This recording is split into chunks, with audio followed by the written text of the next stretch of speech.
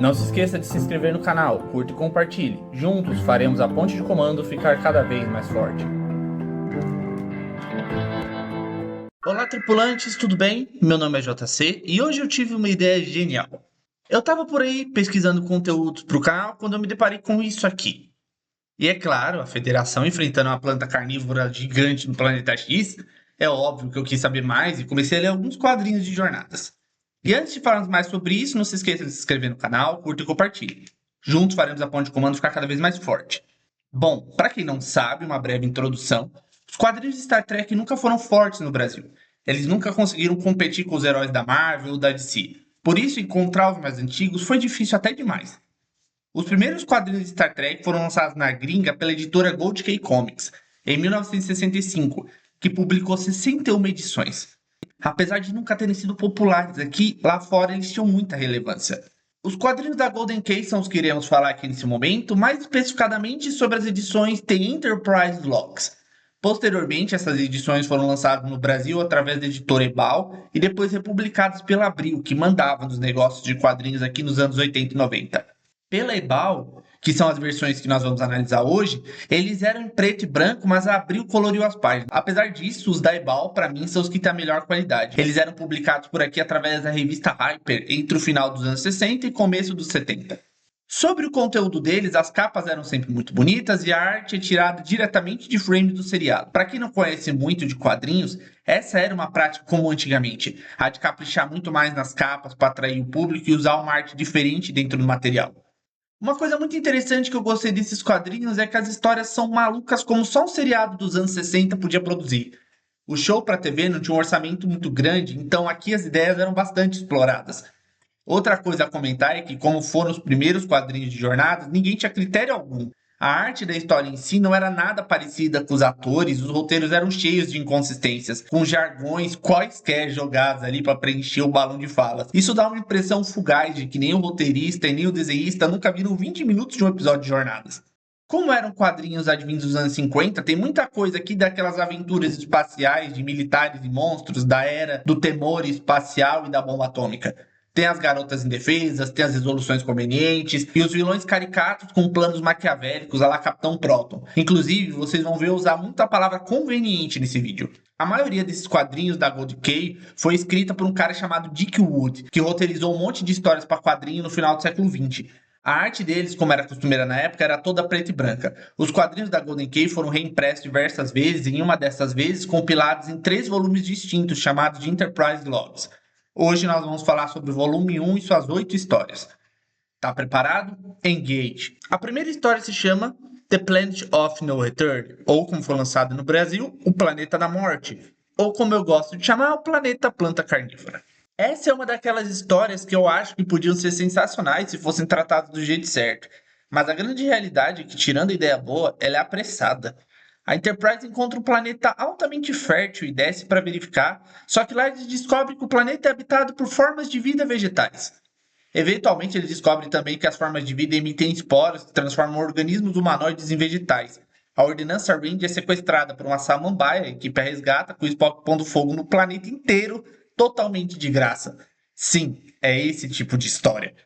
E o pior disso é que é uma ideia boa, com uma arte boa também. O desenhista mandou bem de verdade nisso aqui. Só que, reza a lenda, o animal que escreveu e desenhou essa história nunca viu um episódio de Jornadas na vida. Ou seja, ele desenhou os personagens ao seu próprio pensamento. E diga-se de passagem, se ele fez isso, foi muito bem em alguns trechos, porque o Spock lembra o Nimoy e a Range também lembra muito a Grace Lee Whitney. O lance mais errado aqui é essa história. Cara, parece que essa aqui era Jornadas que os executivos da Desilu queriam que tivesse ido pro ar. Bem a lá anos 50, com a mocinha sendo resgatada e os heróis imolando os monstros vivos. Essa aqui é a única vez que a Ordenança Range apareceu em um quadrinho da Gold Key. Ela só teve 2 falas, foi sequestrada e pediu socorro. Não é uma história ruim, apesar disso. Ela é surpreendentemente boa para um começo, só parece mais uma história do Universo Espelho. A segunda história se chama When Planets Collide, ou como foi lançada aqui no Brasil, Os Planetas Condenados. Aqui a Enterprise vai investigar o que eles acham que são 2 asteroides prestes a bater de frente, só que na verdade são planetas aparentemente mortos. Para evitar problemas posteriores, caso os planetas batam, a Enterprise decide explodir um deles. Chegando lá, eles descobrem que o planeta não está vazio, então eles vão tentar explodir o outro, só que ele também não está vazio. Essa trama dos planetas terem habitantes só serve para problemática, pois as duas raças nunca se encontram. A Enterprise descobre que, na verdade, as montanhas do planeta 2 são de um magnetismo tão foda que tá puxando o outro planeta para si. Eu gostei menos dessa do que da última. Eu tentei ser otimista com ela, pensando que talvez os caras do desenvolvimento tenham sentado e assistido alguma coisa de jornadas. Só que eles continuam sem entender a essência do negócio. Isso, na verdade, é uma coisa maluca, porque toda essa história é cheia de Technobabbles. Só que é tão cheia que deixa o negócio um pouco sem graça. Eu confesso que eu quase dormi lendo.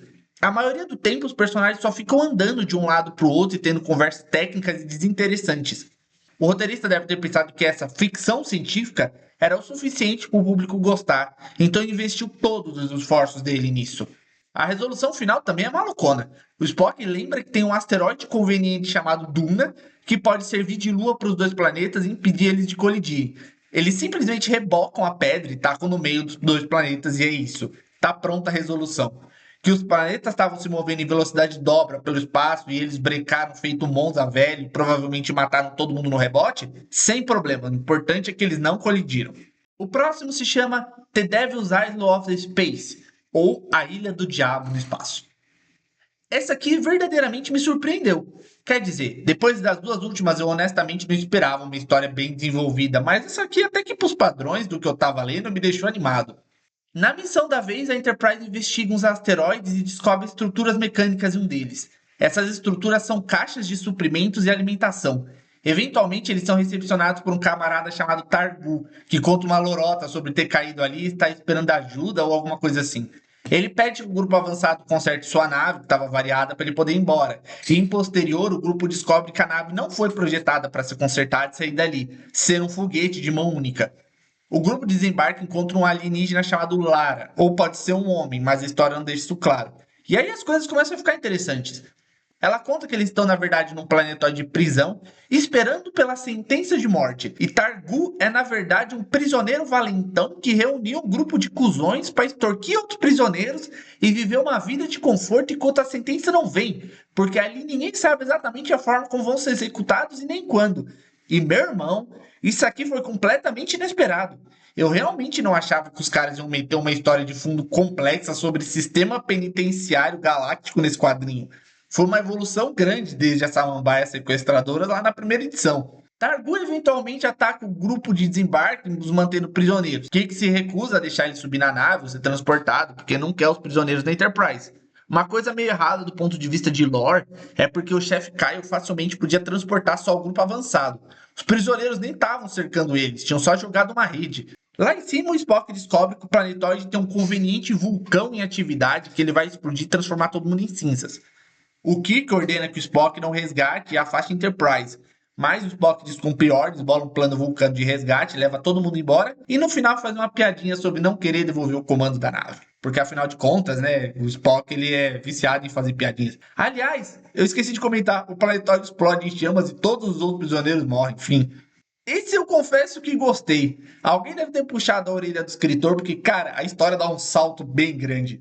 Foi o melhor roteiro até aqui. Mas naquelas, né? Os desenhos continuam bons, mas esquisitos. Inclusive, a arte gráfica é melhor do que muito quadrinho que eu já li de franquia muito mais popular do que Jornadas. Os designs alienígenas aqui são simples e bizarros. Targu é simples e funciona. E a Lara parece o Alfio é teimoso.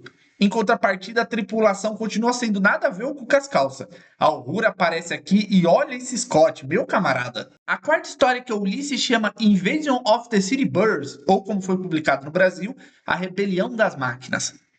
Nessa aqui, a Enterprise encontra um planeta onde as máquinas constantemente estão construindo uma cidade monumental. Eventualmente, eles encontram um grupo de sobreviventes alienígenas que conta uma longa história sobre como eles automatizaram tudo e as máquinas tomaram seu lugar, quase igual a qualquer episódio de inteligência artificial da série clássica. Dado o histórico desse tipo de episódio, eu jurava que o Kirk ia convencer as máquinas a pararem a construção só na lábia. Mas acho que o roteirista não chegou tão longe em TOS assim, porque ele resolve a parada toda no ácido. Maluco, é muita história de fundo pro Spock simplesmente construir um jato de alta pressão com ácido e derreter as máquinas tudo. Porque já diziam os xenomorfos, se te fizerem sangrar, joga ácido neles. A real é que essa aqui é uma longa crítica social contra o ultradesenvolvimento das megametrópoles, desmatamento e coisa e tal. A galera do planeta ficou bem folgada nos anos que as máquinas faziam tudo por eles, e quando se deram conta, ninguém sabia fazer mais nada. Eu tenho certeza que eu já vi esse roteiro ser copiado em algum lugar. O próximo se chama The Bureau of Planet Quick Change, ou como foi publicado no Brasil, o Planeta das Metamorfoses. Essa aqui eu achei bem surtada. A Enterprise está de olho num planeta que tem um mineral raro, e quando desce para verificar, descobre que o planeta está se metamorfoseando. Estão surgindo montanhas, lagos, as florestas mudam de lugar. O grupo de desembarque é atacado por umas luzes brilhantes, e nesse aqui o Spock é possuído por várias formas de vida. Aí que as formas de vida explicam que o planeta se altera porque tem um asteroide perto do manto alterando a química dele. Seus fantasmas então fazem o Spock ficar andando de um lado para o outro, fazendo experimentos para conseguir derreter o asteroide e fazer com que as mutações parem. Eventualmente eles conseguem e libertam o Spock, mas um dos espíritos se recusa a sair de dentro dele, pois quer ir para o espaço e viver altas aventuras. Igual aquela dos planetas colidindo, eu achei essa aqui muito sem sal por conta do excesso de ciência nonsense. Ok, é um quadrinho de jornadas, espera-se que tenha ciência nonsense. Mas essa é uma história muito curta e que basicamente o grupo avançado fica conversando e andando de um lado para o outro. Eventualmente fica mais interessante quando o fantasma não quer sair de dentro do Spock. Mas também fica esquisito ele ser retirado pelo transporte quando ele já tinha usado o transporte antes e ele continuou lá. Essa aqui eu só achei sem graça mesmo. The Ghost Planet, o planeta fantasma. Essa aqui é a mais anos 50 dessas publicações. A Enterprise investiga uma anomalia espacial e descobre um planeta cercado por um anel de minério de cobre. Descendo, eles encontram uma civilização automatizada comandada por dois gêmeos chamados Justin. O nome dos alienígenas é Justin e Justin. Lá, o James Bieber explica que tem dois satélites em órbita que estão mantendo o cinturão de cobre, e isso está lançando radiação letal sobre o planeta. Eles pedem ajuda para a Enterprise, que se disponibiliza para resolver a parada, só que descobre arquivos convenientes mostrando que, na real, os James Timberlake viviam em guerra e estavam para destruir o planeta até que surgiram os satélites, e que quando os satélites se fossem, eles voltariam a quebrar o pau. Eventualmente o Kirk enquadra os dois Justices e eles metem um migué dizendo que não lutam mais. Mas é óbvio que isso é mentira. A Enterprise destrói os satélites, mas em solo descobre mais armas. Tem uma trocação franca de tiro e no final Spock vence os gêmeos enganando os dois. A história dessa aqui não é tão interessante. O que mais me chamou a atenção nela é a mecânica envolvida. De todas essas, a que mais se afundou na ciência nos 50 e de quem não manja de jornadas. Ela é cheia de jargões como linguagem interplanetária, e os robôs são bem classiqueira de filme bem antigo, parecendo mais o Alpha dos Power Rangers. A arte é bem bonita e o Kirk lembra bem o Shatner em alguns quadros. O mais engraçado de tudo para mim nessa foram as plaquinhas. Os gêmeos têm um arsenal do mal dentro da montanha, super tecnológico, e tem duas plaquinhas apontando para qual pilha de equipamento mortal é de quem. Eu achei isso bem engraçado. The Voodoo Planet, ou o Planeta Enfeitiçado. Essa é a mais xarope de todas as histórias desse volume. Cara, fumaram a floresta inteira para escrever isso aqui. A Enterprise encontra uma cópia da Terra e quando desce para averiguar, o negócio é feito de papelão. Sim, alguém construiu uma cópia gigantesca da Terra só usando papelão. O negócio é que quando eles estão fazendo um tour por Paris, a Torre Eiffel desaba sem explicação, sendo atingida por um raio. Eventualmente, a Enterprise descobre que a Torre Eiffel da Terra também caiu ao mesmo tempo que sua cópia. Eles rastreiam a origem do raio para um planetóide tribal, onde existe uma estação de transmissão de energia. E lá tem esse incrível personagem chamado Conde Dressler. Conde Dressler é o personagem mais deslocado que já apareceu nessas histórias. Ele é um humano que não queria o fim das bombas de hidrogênio e foi expulso da Terra.